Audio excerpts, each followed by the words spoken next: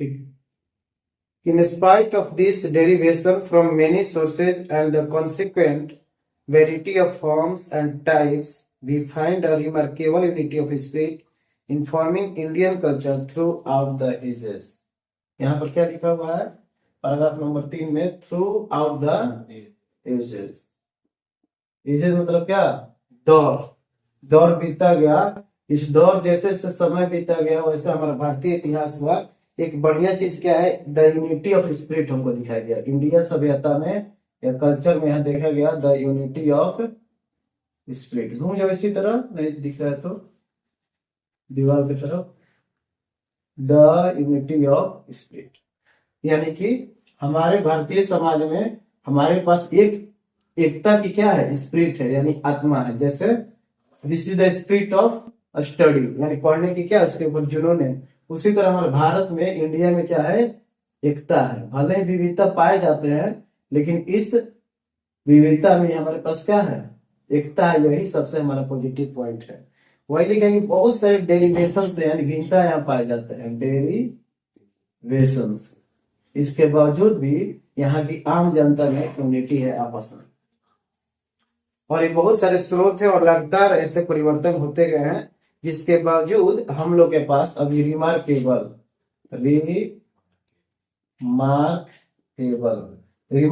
का मतलब क्या लिखवाया है बताइए?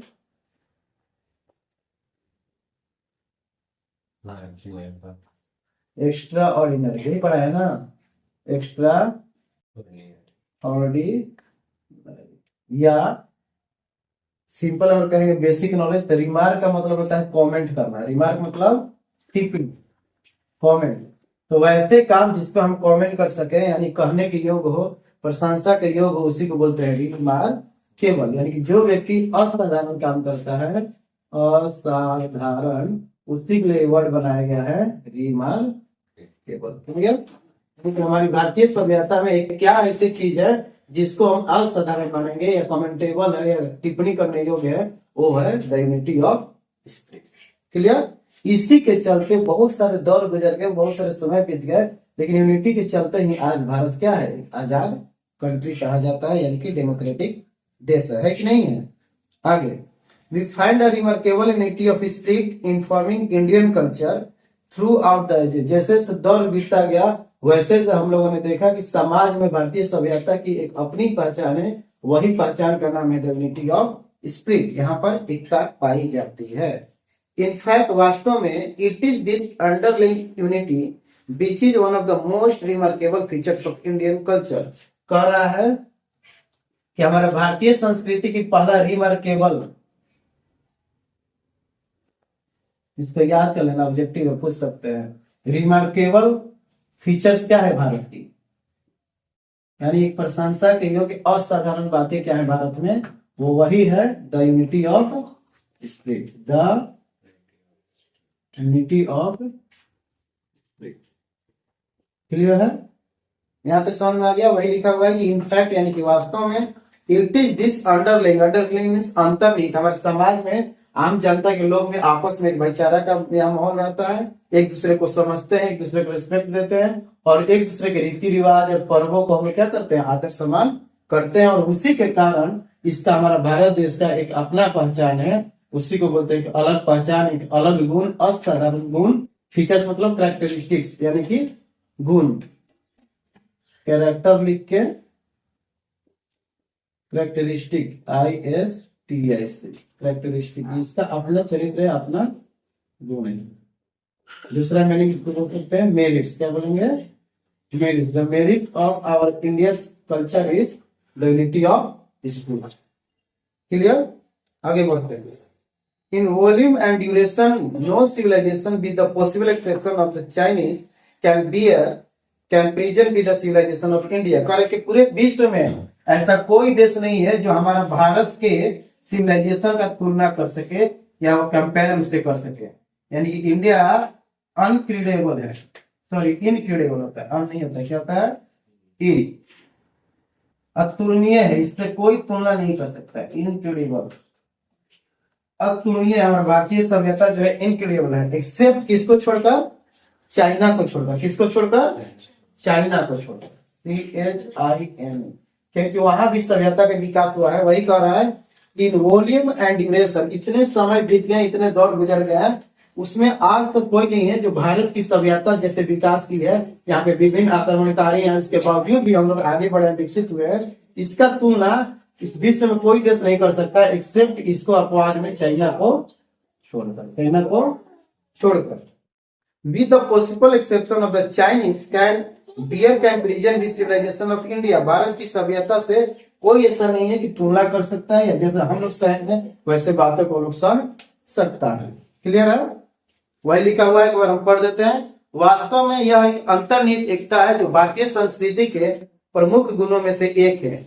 मात्र और बीते समय में कोई सभ्यता भारत की सभ्यता के साथ तुलना का क्या करें, जिक्र नहीं कर सकता, संभवतः चाइना को छोड़कर या चाइना के अपवाद के साथ। यानी सिंपल में समझना है कि हम लोग जितना विकास किया सभ्यता में, विश्व में सब कहीं भी मतलब ऐसी आक्रमणकारी लोग नहीं गए या उसको गुलाम नहीं बनाए, केवल इसको छोड़कर, क्योंकि यहाँ पर भी सभ्यता विकसित हुई है, यहाँ पर भी, लेकिन जितना हम विकसित किए हैं उसके तुलना में अभी कोई देश नहीं है, अपवाद में केवल है चाइना। क्लियर? चलो आगे। The area of the land, the number of the people, the variety of the races, and the length of the India's history are hardly repeated elsewhere. बहुत अच्छा चीज दिया, पॉइंट वाइज दिया है कि कहीं भी हमारा भारतीय सभ्यता जैसा कहीं भी चार काम नहीं हुए हैं। पहला क्या लिखा है जी, पढ़िए, the area of the land, इतना क्षेत्रफल नहीं है, the area of the land. दूसरा, भले पॉपुलेशन में चाइना हमसे आगे है, जनसंख्या में प्रथम स्थान पे कौन है, चाइना, और द्वितीय पे हमारा भारत देश है जनसंख्या के तरफ से। लेकिन एरिया में अकॉर्डिंग टू इस जो लेक्चर है हुमायूं कबीर को, उनके अनुसार एरिया में, क्षेत्रफल में भारत जैसा कृषि का भूमि नहीं है। दूसरा कारण है the number of the people, यहाँ पर भी जनसंख्या द्वितीय स्थान पे है, the number of the people. तीसरा, the variety of the races, यहाँ विभिन्न प्रकार के जाति प्रजाति पाए जाते हैं, the variety of the races, races मतलब प्रजातियां या जातियां। चौथा पॉइंट दिया है the length of the Indian history, इसके जैसा लंबा इतिहास किसी का नहीं है, the length of the Indian history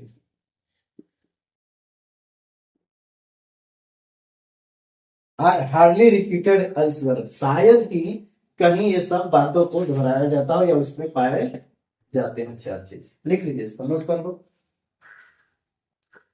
4 point. हमारे भारतीय सभ्यता का ये अलग चीज है, यहाँ पर हमारे जैसा क्षेत्रफल नहीं है, हमारे जैसा जनसंख्या में कोई ऐसा देश नहीं है, और हमारे से विविधता और विभिन्न प्रकार की प्रजातियां नहीं पाए जाते हैं, रंग रूप, प्रथा, रीति रिवाज, फेस्टिवल नहीं पाए जाते हैं, भाषाएं नहीं पाई जाती हैं, और लास्ट में हमारे जैसा लंबा इतिहास कोई देश का नहीं है।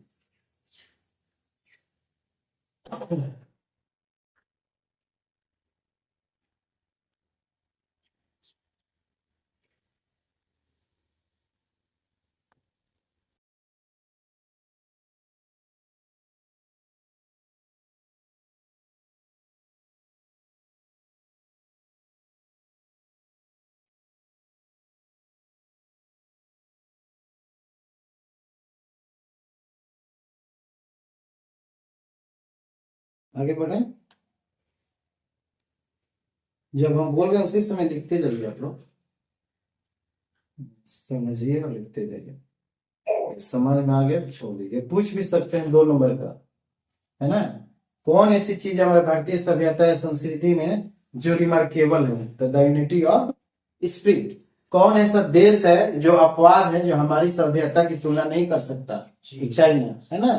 तीसरा, वो कौन सी 4 बिंदुएं हैं जिसका कहीं भी दोहराया नहीं जा सकता उन गुणों को। तो पहला है the area of the land, the number of the people, the variety of the races, and the length of the Indian. Clear है?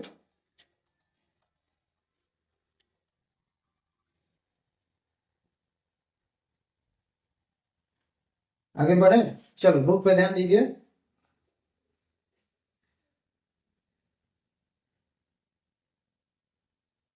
The vitality of Indian culture is hardly repeated elsewhere. कह रहा है कि भारतीय संस्कृति की महत्ता या इंपोर्टेंस का तुलना करना बहुत क्या है, आश्चर्यजनक है, अमेजिंग है। The vitality of Indian culture is equally amazing. भारतीय समाज की महत्व को या उसके महत्व जैसा समान या उसके जैसा इक्वल करना, इक्वलिटी करना क्या है, एक आश्चर्यजनक बात है। क्लियर? तो इसमें कोई मीनिंग नहीं लिखाना है। अमेजिंग मतलब आश्चर्यजनक और विटालिटी मतलब इंपोर्टेंस, महत्ता या महत्व। In spite of 1000 vicissitudes, vicissitudes मतलब क्या होता है, जस्ट अभी बताएं। विसिट्यूड्स का मतलब विभिन्नता। कह कि इन स्पाइट ऑफ 1000, हजारों विविधताएं हमारे भारत देश में पाई जाती है, इसके बावजूद it has survive to the modern day, आधुनिक युग तक ये सभ्यता बनी रही और आगे भी बनी रहेगी। आज तक भी हमारी भारतीय सभ्यता संस्कृति इतना इसका महत्व है कि आगे भी विकसित होते जा रहा है। हम लोग भी चंद्रयान 3 तक पहुंच गए है ना जी, हम भी किसी से कम नहीं है भारतीय लोग। आगे, this has been possible only on account of a sense of Indianness. ये सब जितने भी हमारी उपलब्धियां हैं, ये सब का कारण एक ही है, वो है इंडियननेस। हमारे पास भारतीयता क्या है, हम अपने महत्व को समझते हैं, इंडियननेस। इंडियन लिखे, नेस जोड़ दीजिए, सफिक्स, इंडियननेस, भारतीयता। इस सब का कारण है कि this has been possible only on account of a sense of Indianness. हम सब के पास आपस में क्या है, भारतीयता का एक जोड़ है, एक मतलब मजबूती है, इसलिए सब संभव हो पा रहा है। Which impose unity on all diversity. भारत में विभिन्न विविधताओं के बावजूद भी ये भारतीयता ही एक ऐसा चीज है जो हमारे अंदर यूनिटी को कायम रखता है। भले ही भारत में डाइवर्सिटी पाया जाता है, विविधता पाई जाती है। क्लियर? आगे, and वोव into one fabric of national life the many strands of different texture, culture and quality which have entered here. कह रहा है कि हम सब उन धागा की तरह बुने हुए हैं। जो एक धागा होता है उसमें विभिन्न प्रकार के डिजाइन भी रहते हैं, जैसे स्वेटर है, स्वेटर को बुन रहे तो धागा, एक ही धागा से पूरा स्वेटर नहीं बिन जाता है, बहुत सारे गोला लगते हैं, लगता है ना ठंडा के दिन स्वेटर बिनते हैं। तो उसी तरह भारत हमारा एक ऐसा देश है जिसमें विभिन्न गोला टाइप के राज्य हैं, है ना, और हर एक राज्य का अपना गुण, अपना रंग रूप, अपना भाषा और अपना पहनावा, अपना रीति रिवाज, अपना पर्व है। और इस सब होने के बाद कह रहा है कि वी हैव ओ मतलब बुनाई हुआ है हम लोग का। ऐसा लगता है कि जैसे हम लोग एक ही प्रेम के धागे में बंधे हुए हैं। सभी राज्य है, दक्षिण भारत हो या उत्तर भारत हो या पूर्वी उत्तर हो, सब एक ही धागे में बांधे हुए हैं। वो धागा क्या है, भाईचारा। क्या है, भाईचारा है। एंड ओव into one fabric, fabric means धागा होता है, ऑफ नेशनल लाइफ, राष्ट्रीय जीवन की एक धागा में हम लोग, ऐसा धागा है जिसमें the many strands of different texture, विभिन्न प्रकार के क्या पाए जाते हैं, टेक्सचर पाए जाते हैं, रंग रूप पाए जाते हैं, विभिन्न प्रकार के गुण पाए जाते हैं, जो आपस में हम लोग के अंदर क्या है, निहित है, इंटर ही है। जो हमारे भारत में क्या है, निहित है, यही हमारा रंग रूप, कलर, भाषा, है ना, एक साथ प्रेम से रहना, मिल के रहना, एक धागे में रहना। आगे, the ancient world, next page पे आ गए, last paragraph. The ancient world threw up fine flowers of the civilization many lands। कह रहा है कि हमारी प्राचीन विश्व जो है, द एंशियंट मतलब क्या होता है, प्राचीन, old. The ancient world threw up fine flowers of civilisation in many lands. हमारी बहुत सारे ऐसे देश हैं, केवल इंडिया ही नहीं, बहुत सारे ऐसे देश हैं जहाँ की प्राचीन विश्व ने पूरे देशों पर क्या किया है, सभ्यता की फूल को क्या किया हुआ है, फेंका हुआ है। क्लियर? प्राचीन दुनिया ने अनेक देशों में सभ्यता का फूल को बिखरा हुआ है या फैलाया हुआ है। With exception of India and China, they are all dead and gone. कह रहे कि भारत यानी कि बहुत सारे देशों में सभ्यता तो आई लेकिन वो विकसित नहीं की, केवल चाइना और भारत को छोड़कर बाकी सब डेड एंड गॉन हो गए, बाकी सब मृत और लुप्त हो गए। अरे समझ में? यानी विभिन्न देशों में, पूरे विश्व में बहुत सारे देशों में ऐसा कल्चर और सिविलाइजेशन डेवलप हुआ, जन्म लिया, लेकिन विकसित न हुआ, बाद में खत्म हो गया, उसका कोई अस्तित्व नहीं है। केवल यही दो देश है जहां भारत और चाइना में, जहां आज भी सिविलाइजेशन विकसित हो रहा है, यानी सभ्यता बढ़ती जा रही है। क्लियर है? चलो पेज नंबर, नेक्स्ट पेज पे आ गए, पेज नंबर 70 हो गया ना जी, 70। It is only in India and to some extent in China that the old civilization and culture have grown and changed। कह रहा है कि भारत और चीन के कुछ भागों में ही ऐसा है कि पुरानी सभ्यता और संस्कृति क्या हुई है, पैदा हुई और बदली, लेकिन अंतर्निहित एकता पर कभी नहीं उपजी या बदली। यह मात्र भारतीय समाज द्वारा प्रदर्शित पुनः समायोजन की क्षमता से संभव हुआ है। इसको क्लियर समझेंगे। It is only in India and to some extent in China. कह रहे कि यह केवल सभ्यता भारत में और कुछ हद तक चाइना में, भारत में कुछ हद तक चाइना में, एक्सटेंट का मतलब होता है हद या विस्तार, कुछ विस्तार तक चाइना में, कुछ हद तक चाइना में, कि the old civilisation and culture have grown and change. भारत में या चाइना के कुछ हद तक में देखा जाता है कि पुरानी सभ्यता और संस्कृति विकसित हुई है और परिवर्तन होता गया है। सभ्यता जैसे जैसे विकसित हुई वैसे वैसे हमारे समाज में, हमारे देश में परिवर्तन हुआ है। कहाँ कहाँ? भारत और चाइना का उदाहरण दे रहा है। बट परंतु नेवर ग्रोन और change at the expense of and underlying unity. लेकिन एकता के आधार पर यह विकसित नहीं हुआ है विभिन्न देशों में, जो इंडिया और चाइना में हुआ है। This has been possible only through the capacity of readjustment exhibited by the Indian society. कैसे संभव हुआ कि हम सभ्यता में विकसित हुए, हमारी सिविलाइजेशन यहाँ की विकसित हुई? उसका एक ही कारण है कि हम लोग आपस में मिलकर रीएडजस्टमेंट किए हैं और संयोजन की क्षमता के कारण ही आज भारतीय समाज क्या हुआ है, विकसित हुआ है यहाँ का सोसाइटी। यानी कि सिविलाइजेशन जो विकसित हुआ है, सिविलाइजेशन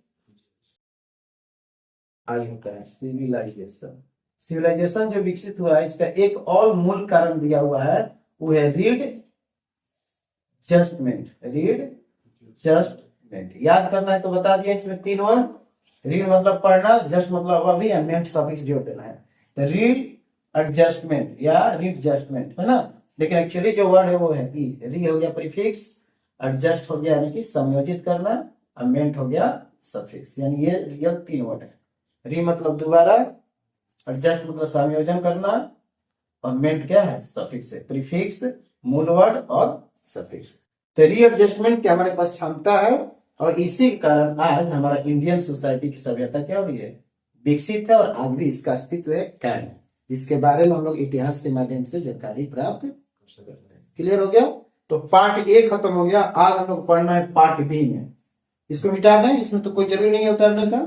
चलिए, अब आज का जो सिलेबस था ये तो कुछ दिन का बाकी रह गया था, तो डिस्कस कर लिया। पार्ट बी में अब चलते हैं। निकालिए पेज नंबर 71।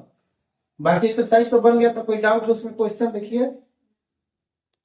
नहीं है, वेरी गुड। होगा अभी तो आप लोग पूछेंगे नहीं ना, क्योंकि ना या तो आपको नहीं आता है या हमको नहीं आता है, दोनों से तो यकीन हो सकता है। या तो ठंडा में मेहनत करने का मन नहीं है, 10th बाद फिर करेंगे, पढ़ेंगे हम, नहीं होता है। चलिए पार्ट बी में हम चलते हैं। क्या है, निकालो पेज नंबर पार्ट बी का।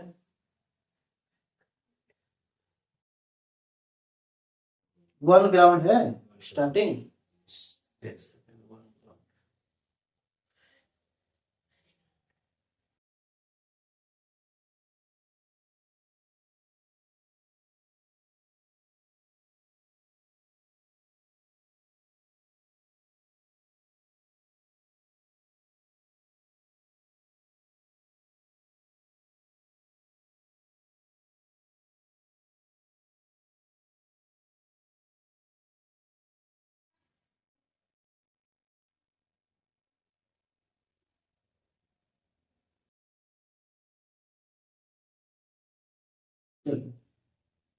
बुक निकल गया, page number 71।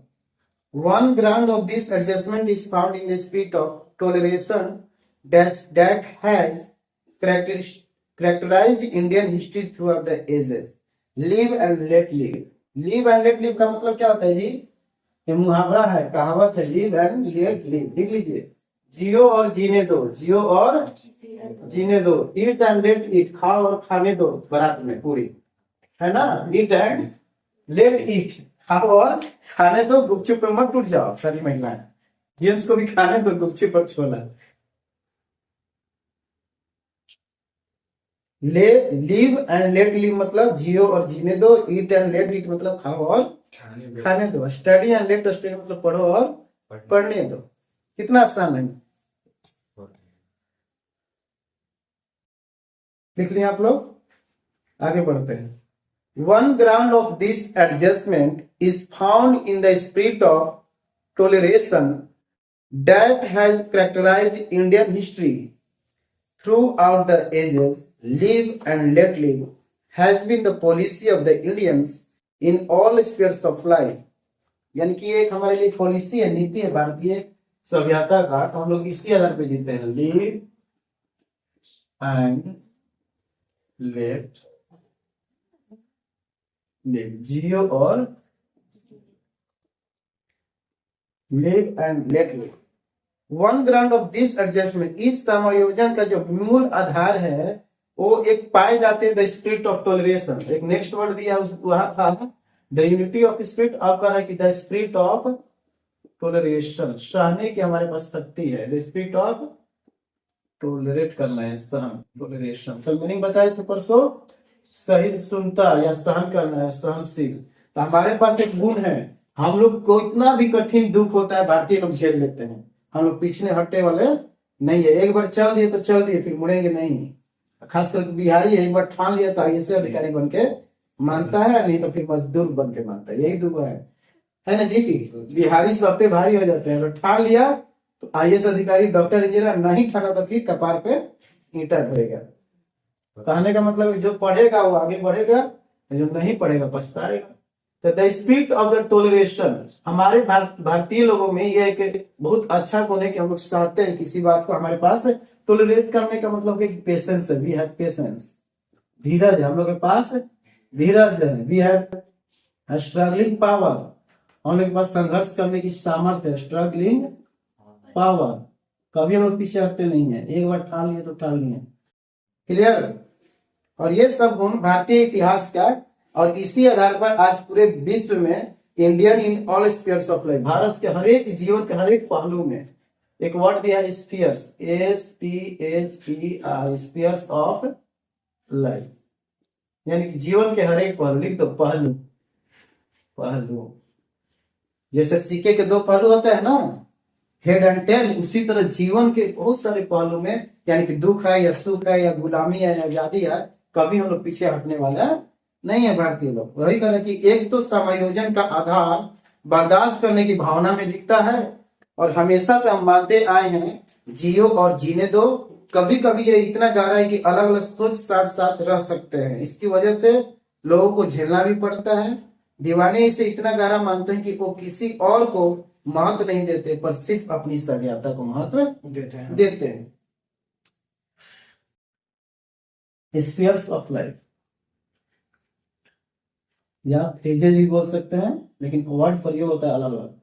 Phases of life या फेजेज ऑफ मून, फिजिक्स में पढ़ी होगी, चंद्र कला पढ़ी है ना, कैसे चंद्र ऐसे रहता है, फिर धीरे धीरे इतना बड़ा होता है, फिर धीरे धीरे गोल हो जाता है चंद्र। फिजिक्स नहीं पढ़ी? फिजिक्स में 7th क्लास में हम पढ़े, हमको याद है, इसलिए बता रहे हैं।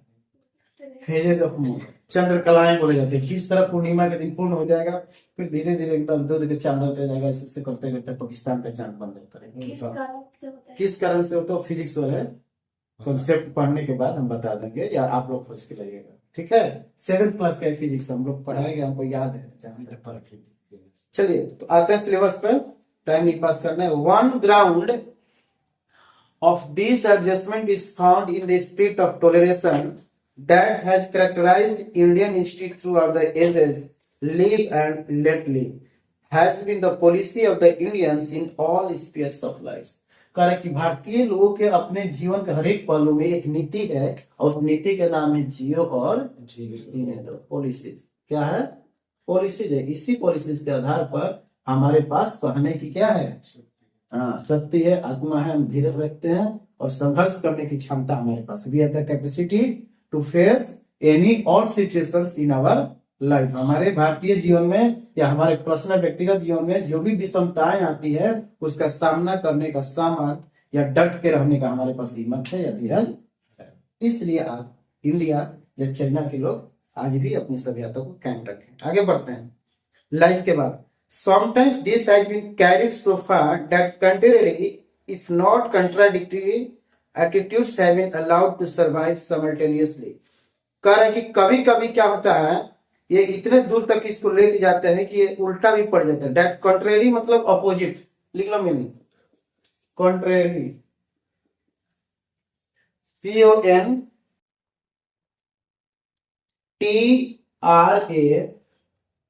कंट्रारी।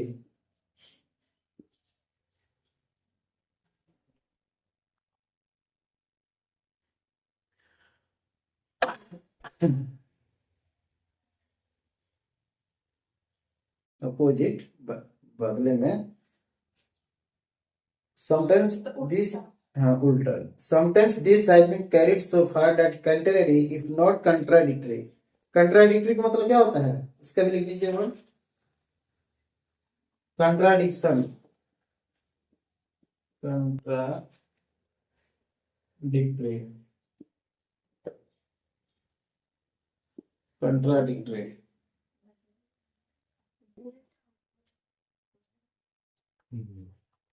कौन दीजिए, contradictory।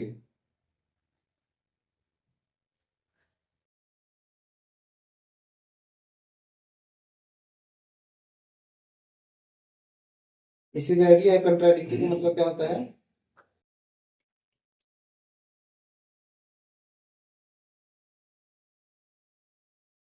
प्रतिकूल या विरोधात्मक, यानी विरोध करना। कंट्राडिक्टरी का मतलब सिंपल कर सकते हैं, बीइंग अपोजिट टू, किसी के प्रति विरोध करना, विरोधात्मक या प्रतिकूल। प्रतिकूल का उल्टा क्या होता है, अनुकूल, हिंदी में पढ़ा जाता है। प्रतिकूल का उल्टा अनुकूल, कंट्राडिक्टरी।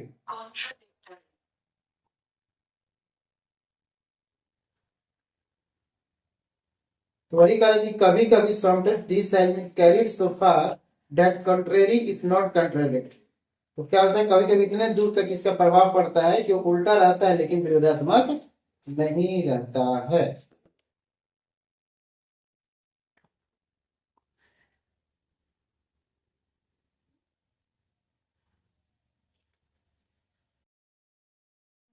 लिखे कंट्रेरी का मतलब क्या लिखे, अपोजिट लिख दिया ना, विपरीत या भिन्नता, ठीक है, कंट्रेरी। आगे बढ़ते हैं, चलो बात बात करेंगे, काम करने ज्यादा करना है, टाइम हो गया है और 10 मिनट। Attitudes have been allowed to survive simultaneously. हमारी भारतीय सभ्यता में विरोधात्मक के एटीट्यूड्स को, व्यवहार को, ये विचार को हम लोग अलाउ नहीं करते हैं। अगर विरोधात्मक आ गया तो हमारे बीच में द यूनिटी ऑफ स्पिरिट क्या हो जाएगी, गायब हो जाएगी। एकता कब रहता है, जब लोग एक बात पर सहमत हो या एक मुद्दा पर क्या हो, अपना सहमति दे। तो वही पर है कि गलती से हो सकता है कभी कभी अपोजिट चीज हो जाता है, लेकिन हम लोग नेगेटिव सेंस को अलाउ नहीं करते हैं। भारतीय सभ्यता में सब लोग मिलकर रीएडजस्टमेंट करते हैं, समायोजित होते हैं। आगे, toleration had led to the sufferance of civil and even indifference to the values of life. करा कि सही सुनता है, सहनशीलता, ठीक ना, क्या ये लेड किया है, नेतृत्व किया है सफरेंस का, यानी संघर्ष करने का, दुख झेलने का। कब, जब हमारे पास धीरज रहेगा, टॉलरेंस रहेगा। इसका मतलब पता चलता है कि टॉलरेंट आदमी जब कब करता है, जब किसी से आदमी गुजरता है। तो वही लिखा है सफरेंस करना। सफरेंस मतलब संघर्ष, संघर्षता ना, यानी हम संघर्षता से गुजरे हैं तो टॉलरेट किए हैं। और वही लिखा टॉलरेशन है लेड टू द सफरेंस, संघर्षता को पास लेड के नेतृत्व किया है ऑफ सिविल। सिविल मतलब क्या होता है, आम जनता। सिविल मतलब क्या हो जाएगा, आम जनता लोग इसका सफर किया है। इवन यहाँ तक कि indifferent to the values of life, जबकि हमारे जीवन के बहुत सारे मूल्य हैं, जीवन के मूल्य, वैल्यूज ऑफ लाइफ, जीवन के मूल्य, बहुत सारे हमारे जीवन के मूल्य। इसके बावजूद भी हम लोगों ने सफरेंस में क्या किया, अपने आप को खड़ा रखा, वैल्यूज ऑफ लाइफ, जीवन के मूल्य। आगे, दिस हाउएवर, या किसी भी तरह, is eight worst the defect of a virtue. ये कभी कभी क्या होता है कि कभी कभी इसमें कमी आ जाती है। डिफेक्ट मतलब क्या, अवगुण है, क्या है, एक अवगुण है। This however is eight worst the defect of a virtue. Virtue means क्या होता है जी, गुण। लिख लीजिए मैंने, VIRTUE, वर्च्यू मतलब गुण।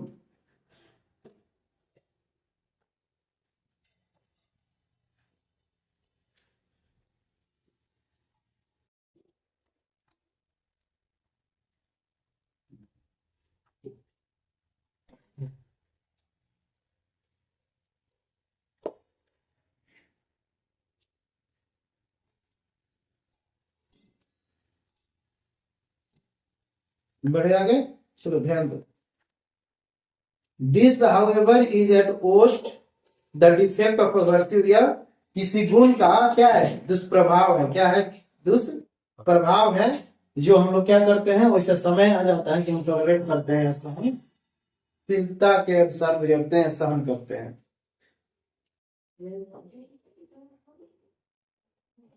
Such toleration is perhaps का मतलब क्या होता है? शायद। Preferable to the frantic devotion which leads to the denial and persecution of all other values but its own. कभी कभी हम लोग इतना मतलब सीरियस ले लेते हैं सफर में कि किसी और को महत्व नहीं देते, सिर्फ अपनी सभ्यता को महत्व देते हैं। इसलिए हम लोग आगे बढ़ रहे हैं, विकास कर रहा है हमारा देश। वही कर रहा है कि this however is at worst the defect of a virtue, such toleration is perhaps preferable to the frantic devotion. ये जो सहिष्णुता है, यह शायद एक ऐसा प्रिफरेबल मतलब क्या, पसंद करने, जो ऐसा एक भक्ति है, देश के प्रति भक्ति, अपने देश के प्रति प्रेम है, जो हम हर एक चीज को डिनाई कर देते हैं, यानी अस्वीकार कर देते हैं, डिनाई कर देते हैं, अब प्रोसिक्यूट, और हम लोग सह लेते हैं, दुख को झेल लेते हैं, अपने वैल्यूज के लिए नहीं, बल्कि उसको अपनी सभ्यता के लिए। किसके लिए? अपनी सभ्यता में अदर वैल्यूज, सभी मान सम्मान को भूलकर हम लोग सभ्यता के लिए गंभीरता हो जाते हैं, गंभीर हो जाते हैं। इसलिए इसी का परिणाम है कि आज भारत का जो संस्कृति है या सभ्यता है, वो विकसित हो रही है। क्लियर?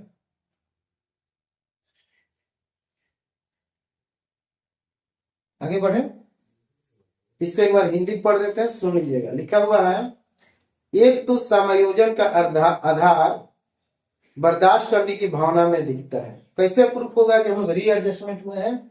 क्योंकि हम सभी भारतीय के पास सहन करने की शक्ति है, यानी संघर्ष करने की शक्ति है। दूसरा पॉइंट, हमेशा से हम मानते आए हैं और एक नीति है भारतीय समाज में कि जियो और जीने दो, लिव एंड लेट लिव।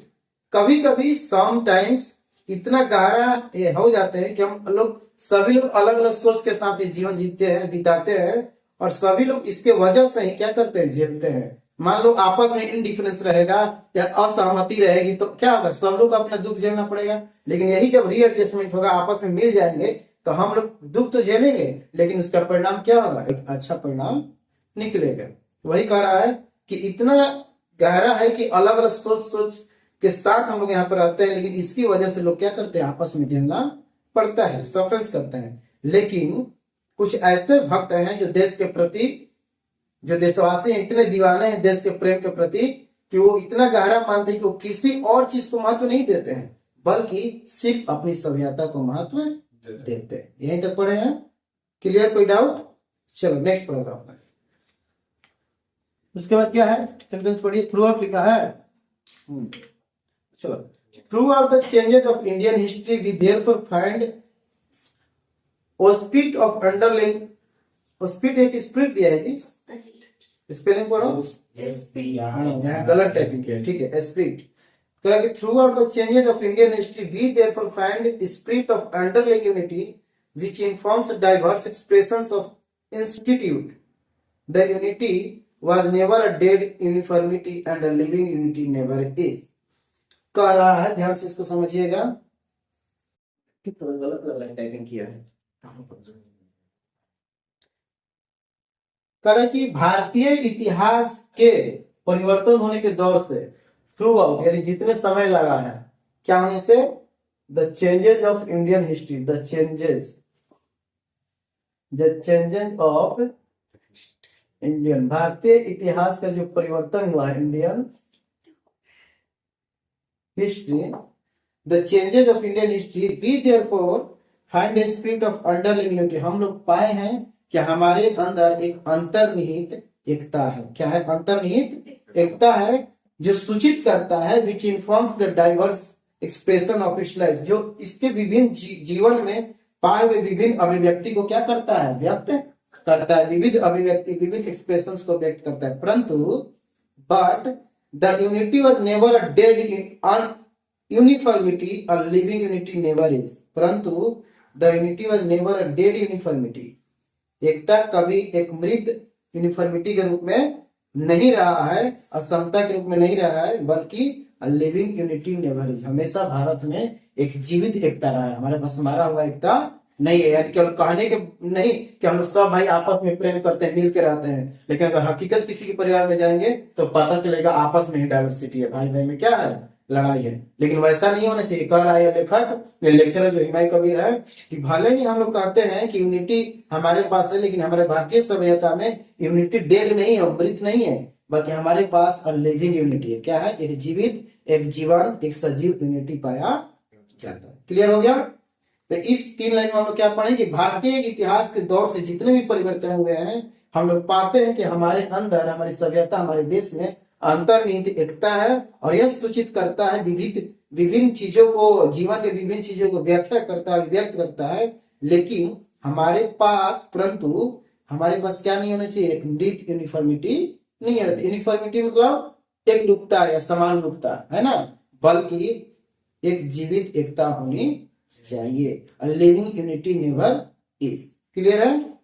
आगे, यूनिटी एंड यूनिवर्सलिटी, ध्यान से सुनिएगा। यूनिटी एंड यूनिवर्सलिटी, एकता और यूनिवर्सलिटी का क्या होता है जी? यूनिवर्स मतलब क्या होता है? विश्व, यही ना, ब्रह्मांड। लिख लीजिए, इसका मीनिंग लिखो तो, यूनिवर्सलिटी का सार्वजनिकता। यूनिवर्सलिटी मतलब सार्वजनिकता, यानी पब्लिकली। इसको दोस्त बोल सकते हैं दूसरे मीनिंग, पब्लिकली, यूनिवर्सलिटी, यूनिवर्सलिटी, सार्वजनिकता यानी पब्लिकली, पब्लिक रूप से, यानी समान रूप से सबके लिए एक समान।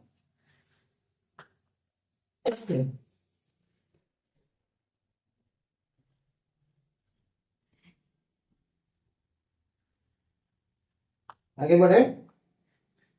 एकता और सार्वजनिकता must belong to any culture that is true and vital. कह रहा है कोई भी देश हो, भारत हो या अमेरिका हो या विश्व के कोई भी विभिन्न देश हो, अगर उसकी कोई भी संस्कृति है तो संस्कृति क्या होनी चाहिए? सत्य और महत्वपूर्ण होना चाहिए।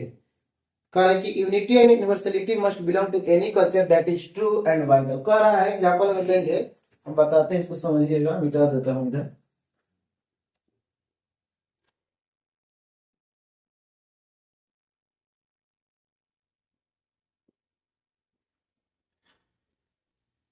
कपड़ा सही ना चाहिए, क्यों रहा?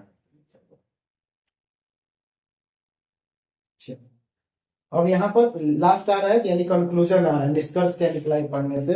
कंक्लूजन क्या है? ध्यान से इसको सीखिएगा, यही इंपॉर्टेंट क्वेश्चन यहीं से ही बनता है। कह रहा है कोई भी देश का कंट्री है, सॉरी कल्चर हो, एनी कल्चर, एनी कल्चर, वैसा कल्चर जो सत्य हो, ट्रू, एंड दूसरा क्या बोल रहा है? वाइटल हो, महत्वपूर्ण हो। तो वैसा कल्चर में क्या होनी चाहिए? एनी कल्चर में यूनिटी होनी चाहिए, और एकता तो रहेगा लेकिन सबके लिए होनी चाहिए, यूनिवर्सलिटी होनी चाहिए, यूनिवर्सलिटी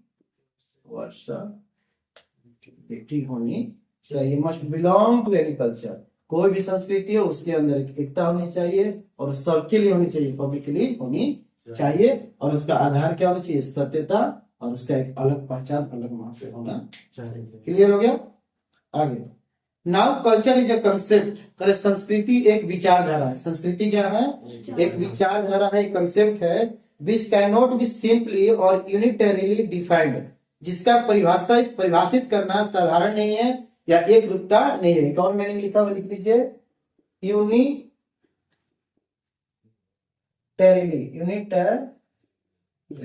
न्यूट्रली।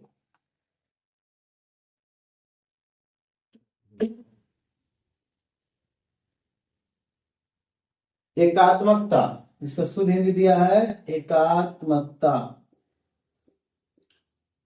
यूनिटरी। सिंपली में इस्तेमाल में सरलता, सिंपली का भी लिख दो, शुद्ध हिंदी सरलता।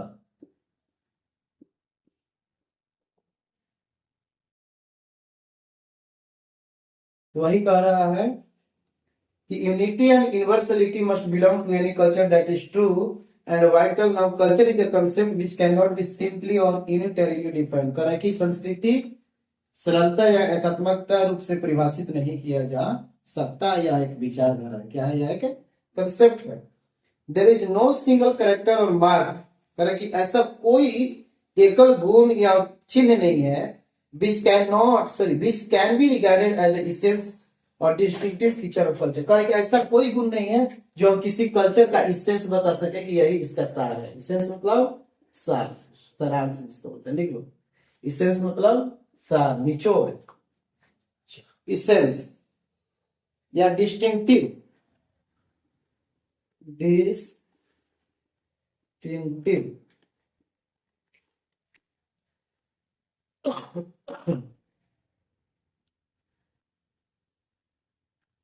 खास, डिस्टिंक्टिव मतलब खास।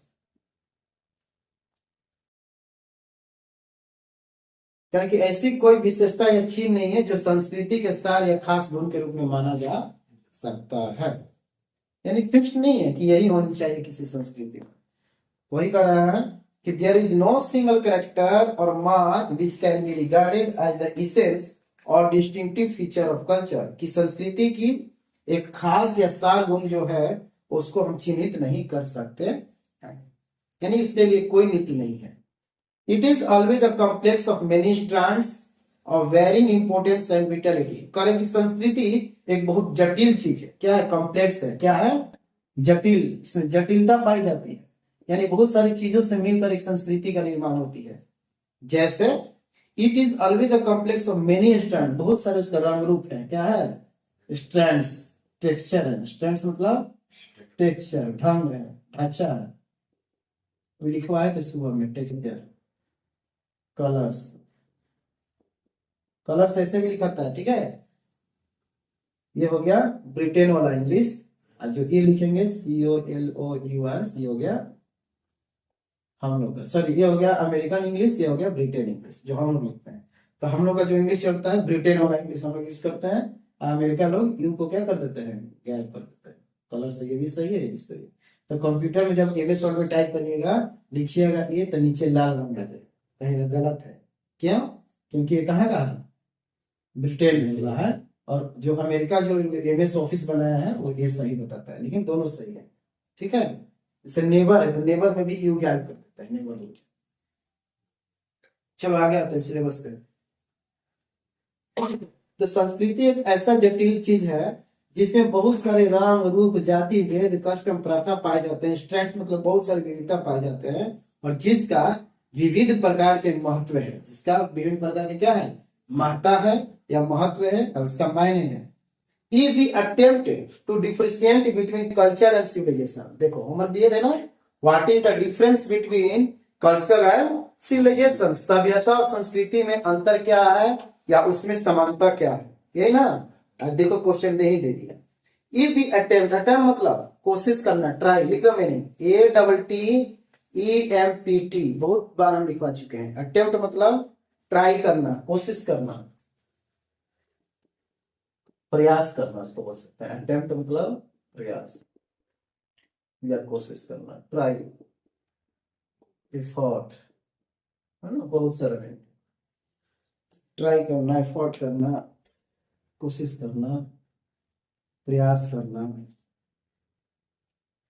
If we attempt to differentiate between culture and civilisation of life, पर कि जीवन के, संस्कृति और सभ्यता के बीच में अगर हम लोग भेद करना चाहें, डिफरेंशिएट मतलब अलग अलग करें, है ना, या भिन्नता बताएं, which makes civil society possible culture on other, sorry कह रहा है कि हम लोग अगर प्रयास करें कि संस्कृति और सभ्यता को जीवन से मतलब विभिन्न प्रकार के बताएं कि संस्कृति क्या है, सभ्यता क्या है, तो which makes civil society possible, अगर हम लोग उसमें अंतर समझ जाएंगे तब एक समाज को हम लोग एक क्या बोल सकते हैं? नागरिकता दिला सकते हैं, या उसको हम लोग समझ सकते हैं कि क्या होता है सोसाइटी, समाज क्या होता है आम जनता की, और वहां की कल्चर क्या होती है। वही लिखा है कि if we attempt to differentiate between culture and civilisation of life which makes civil society possible culture, क्या होगा? सिविल सोसाइटी पॉसिबल कल्चर, संस्कृति को हम लोग जान सकते हैं। On the other hand, phrase है, लिख लो मैंने। ऑन द अदर हैंड का मतलब दूसरे तरफ, लिख लो, यूज करते हैं इसका। ऑन द अदर हैंड मतलब दूसरे तरफ।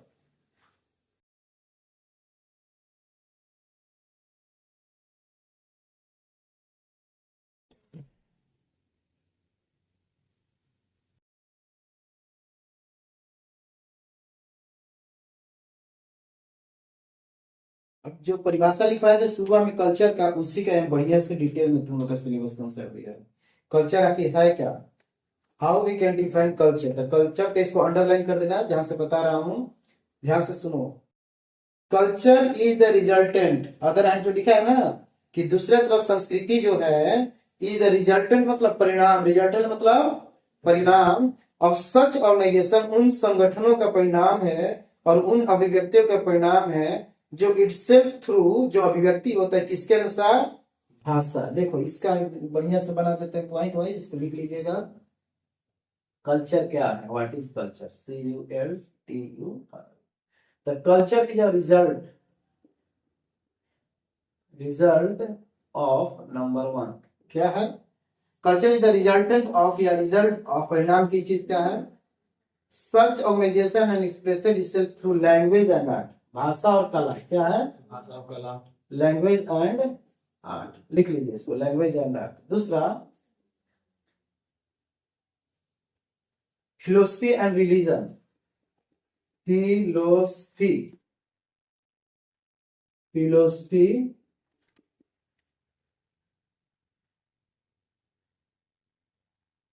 एंड रिलीजन यानी कि धर्म। तीसरा सोशल हैबिट्स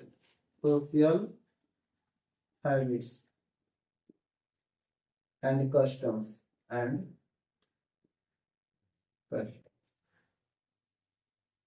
और लास्ट और फाइनल है पॉलिटिकल इंस्टीट्यूशंस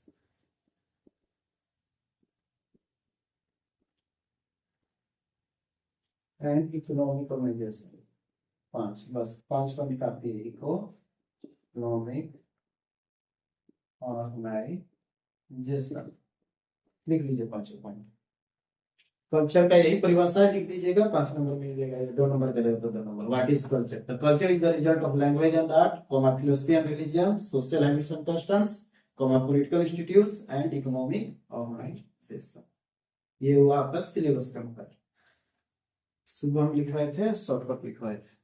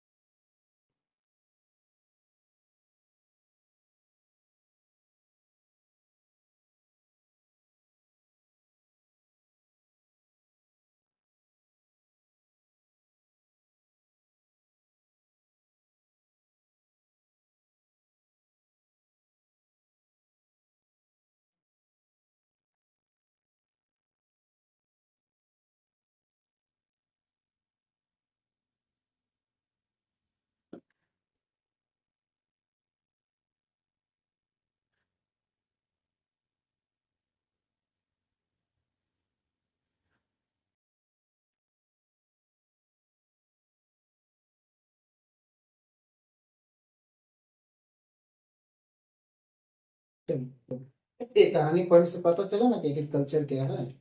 लेक्चर पढ़ेंगे तो उनका आगे बढ़ते हैं, जिसको खत्म कर ही देना है, टाइम बहुत कम होगा, तो बस एग्जाम बहुत नजदीक आ गया सर के ऊपर।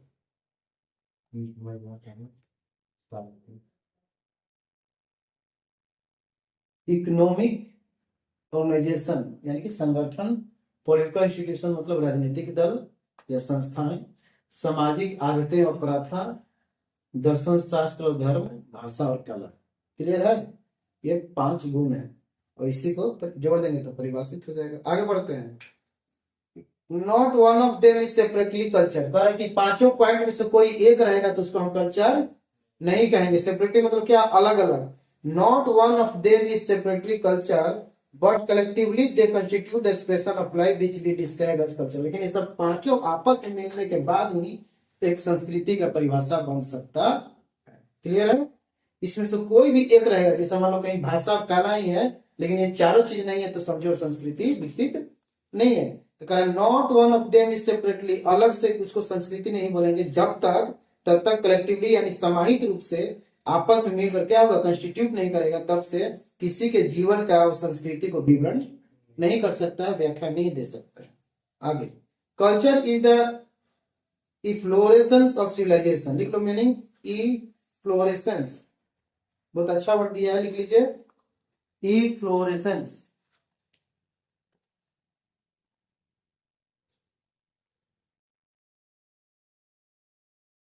ई डबल एफ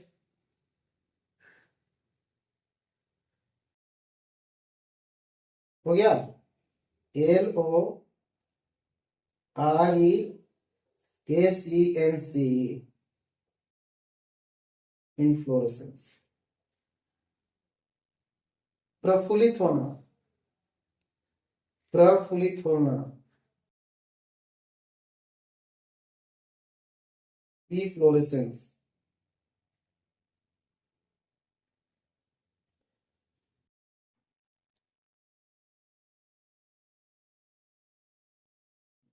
तो सिविलाइजेशन इज द, इस कहाँ पढ़े थे, culture is the efflorescence of civilisation.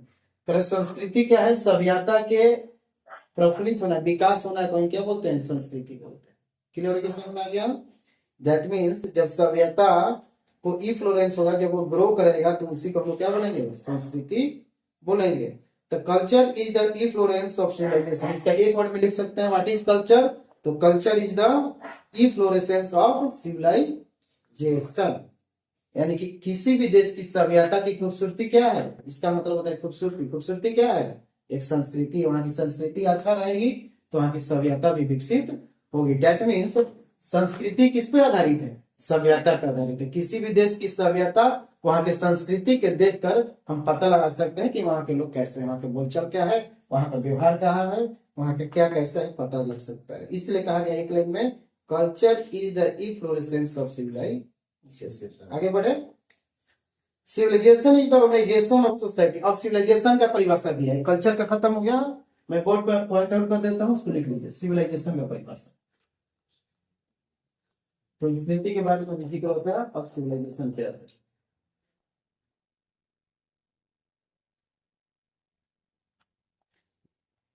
बस और 5 मिनट क्लास होगा, खत्म, टाइम हो गया। अब इतना नहीं खींचेंगे तो सिलेबस नहीं पूरा होगा, टाइम बहुत कम है, हमको एक माह में पूरा खत्म करना है, दूसरा बुक भी पार्ट भी है ना। तपर भी बहुत अच्छा स्पीड किया है, 1 महीना भी लगभग हो चुका, और आठवां चैप्टर 7वां चैप्टर में है, यानी कि 8वां कल से स्टार्ट करेंगे। 1 महीना में 7 चैप्टर, 7 महीना लग जाता स्कूल में। चलिए, दूसरा पॉइंट है कल्चर का हो गया। अब आते हैं सिविलाइजेशन पे। सिविलाइजेशन, सिविलाइजेशन में एस भी लिख सकते हैं और जेड भी लिख सकते हैं, दोनों होता है, दोनों सही है। Civilisation, civilisation is the organisation of society. सबसे पहला पॉइंट है, it is the organisation of society.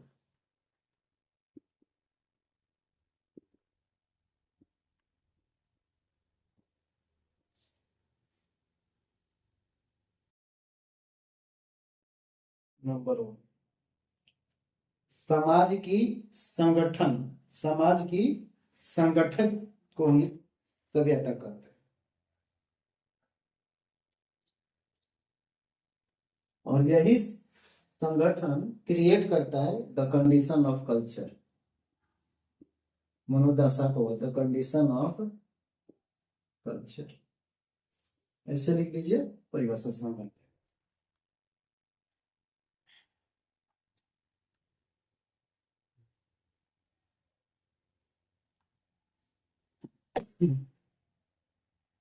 तो कोई पूछेगा सभ्यता क्या है, तो उसको कह सकते हैं कि सभ्यता समाज की वह स्थिति है जो संस्कृति को जगह देता है।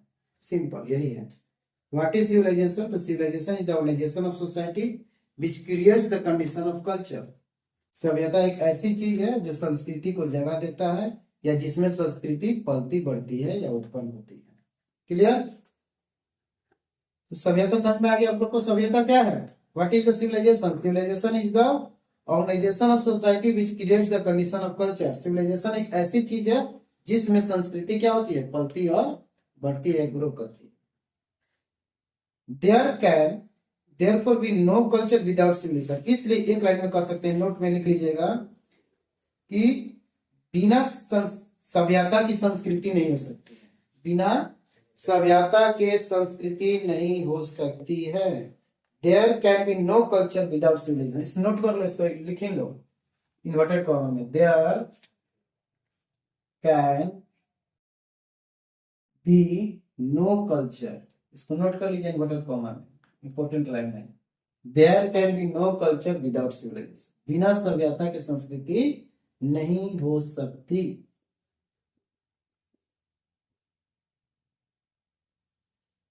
इन्वर्टेड कॉमा में और अंडरलाइन करके हाइलाइटर से फेयर में हाईलाइट कर दीजिए, बिना सभ्यता की संस्कृति नहीं हो सकती।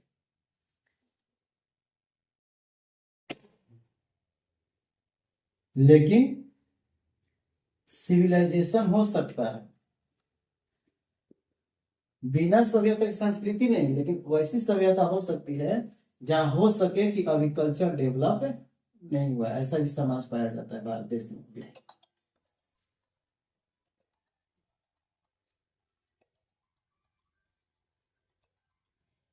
हेलो, गुड मॉर्निंग, क्लास ले रहे हैं पटक जी, थोड़ा बोलिए। ठीक, ठहर के करते हैं। क्लियर हो गया?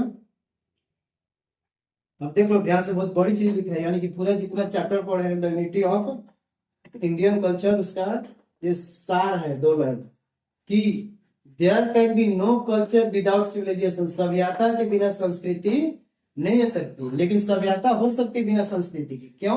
क्योंकि हो सकता है सभ्यता तो है, वहां उस देश की खोज कर गई है, लेकिन उन लोग जो पीपुल रहते हैं उनका रहन सहन, रंग रूप, पर्व में या भाषा में, टेक्नोलॉजी में विकास नहीं हुए। तो ये संभव है, लेकिन ये संभव नहीं है कि सभ्यता है वहां संस्कृति नहीं है, दोनों साथे रहेगा। भले सभ्यता अकेले हो सकता है, क्योंकि वहां के लोग अभी विकसित नहीं हुए, एजुकेटेड नहीं है, टेक्नोलॉजी के पीछे नहीं भाग रहे हैं, 5G 4G नहीं कर रहे हैं। जहाँ 5G 4G कर रहे हैं वहां की सभ्यता ऑटोमेटिक बढ़ेगी, है ना? तो कंसेप्ट है, पूरे चैप्टर के निचोड़ दो रहे जो लिखे हैं। आगे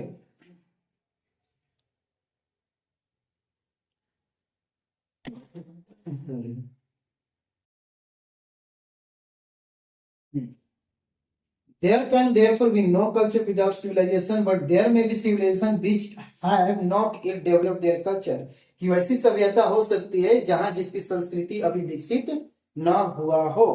Perhaps शायद what is more often the case is that कुछ ऐसी हालातें हैं कि there are civilized people among whom only a small section has achieved culture, कह रहा है कि हो सकता है ऐसे भी देश हैं जहाँ संस्कृति तो है, सभ्यता तो है, लेकिन वहां के लोग अभी सिविलाइज नहीं हुए हैं, अपने आप को बोलते हैं कि हम पढ़े लिखे हैं, लेकिन उनकी जब संस्कृति पर जाएंगे, बोली पर, भाषा पर, व्यवहार पे, तो बहुत रूड व्यवहार बिहेवियर है उनका। यानी कहने का मतलब देश विकसित कर गया, लेकिन अगर जनता में कुछ बदलाव नहीं हुआ तो समझो वो देश विकसित नहीं किया है, वहां संस्कृति की कमी है। वही कहने की परहैप्स शायद what is more often the case is that, कुछ ऐसी हालात है, कुछ केस ऐसे है कि जहां सिविलाइज्ड पीपुल तो रहते हैं, among only a small section has achieved culture, लेकिन बहुत सारे सिविलाइज्ड पर्सन अपने वो शिक्षित है, सब कुछ है, लेकिन उन लोगों के पास कल्चर की कमी है। किसकी कमी है? कल्चर की कमी है। यानी कि उन लोगों को पूछ दो तुम्हारे बाप दादा किस खानदान का है तो कुछ पते नहीं है, जबकि पीएचडी डिग्री है। तुम्हारे गांव का क्या बोलते हैं, लोक कथा क्या है, लोकगीत क्या है, मैत्री भाषा क्या है, क्षेत्रीय भाषा क्या है, या क्या नहीं पता है कि इसे बिहार का लिट्टी चोखा है। उसी तरह पारंपरिक चीजों को उससे पूछ दो तो उसे पता नहीं है, जबकि सभ्यता और संस्कृति दोनों मिला हुआ रूप है। इसके लिए अगर कोई व्यक्ति सिविलाइज्ड है तो उसे अपने संस्कृति के बारे में भी पता होनी चाहिए। क्लियर है? आगे वी हैव देयरफॉर, इसलिए had and still have races and nations that are civilised, इसलिए भारत में बहुत सारी प्रजातियां हैं और यहाँ पे राष्ट्र भी हैं, इसलिए भारत को क्या कहा जाता है? सिविलाइज्ड कंट्री कहा जाता है। वी हैव देयरफॉर हैड, हम लोगों के पास संस्कृति था, एंड स्टिल है, और अभी भी विभिन्न जातियों में और विभिन्न नेशंस मतलब स्टेट्स में, राज्यों में पाया जाता है सभ्यता। But except for India we have not yet had any nation or race that could be regarded as cultured in all its sections and classes.